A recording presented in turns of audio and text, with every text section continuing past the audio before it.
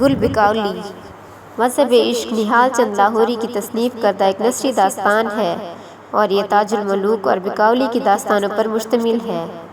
یہ کتاب اردو ادبیات عالیہ کی اہم داستانوں میں سے ایک ہے۔ اس کی اساس شیخ عزت اللہ بنگالی کا فارسی قصہ ہے۔ مذہب عشق کی تکمیل 1803 مطابق 1217 ہجری کو ہوئی اور 1804 میں پہلا ایڈیشن شائع ہوا۔ نہال چند نے فارسی سے اس کا ترجمہ ڈاکٹر گلکرسٹ کی درخواست پر کیا تھا، جو اس کی مقبولیت کی اہم دلیل ہے۔ تاریخی پس منظر: اردو میں قصہ تاج الملوک اور گل بکولی کو کئی مصنفین نے نظم اور نثر میں لکھا ہے، جن میں دیا شنکر نسیم کا شاہکار گلزار نسیم بہت مشہور ہوئی۔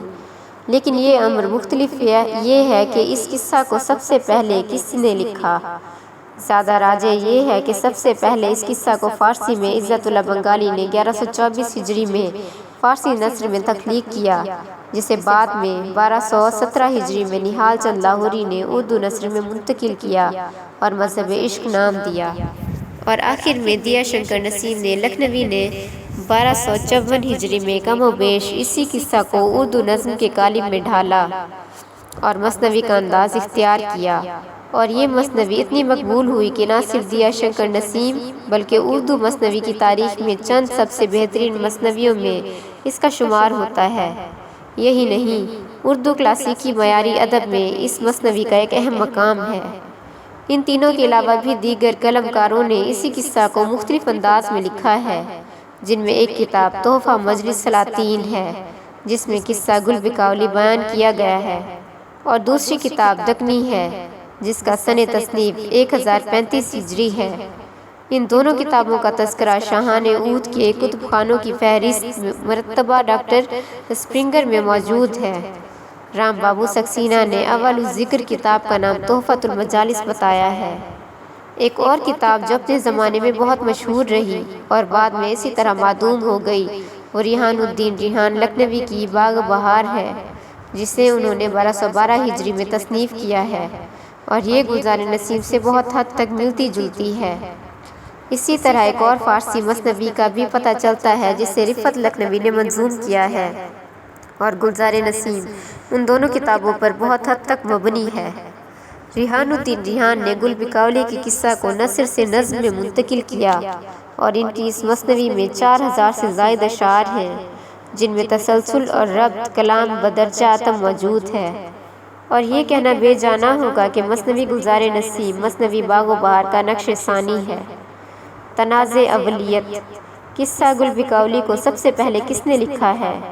دیا شنکر نسیم اور ان کے مداح یہ دعویٰ کرتے ہیں انہوں نے سب سے پہلے اردو نظم میں اس قصہ کو تحریر کیا ہے، مگر یہ بات کسی حد تک درست نہیں ہے، کیونکہ ان سے قبل ریحان الدین ریحان اردو نظم میں اس قصہ کو قلم بند کر چکے تھے۔ چکبست نے اپنے مضمون میں ثابت کیا ہے کہ گلزار نسیم 1254 ہجری میں لکھی گئی ہے اور باغ و بہار 1211 ہجری میں لکھی جا چکی تھی، یعنی پورے 44 برس بعد، اور دونوں میں بلا کی یکسانیت ہے۔ اس سے صاف واضح ہوتا ہے کہ گلزار نسیم گل بکولی کی اولین منظوم داستان نہیں ہے، بلکہ گلزار نسیم میں کافی کچھ باغ و بہار سے لیا گیا ہے۔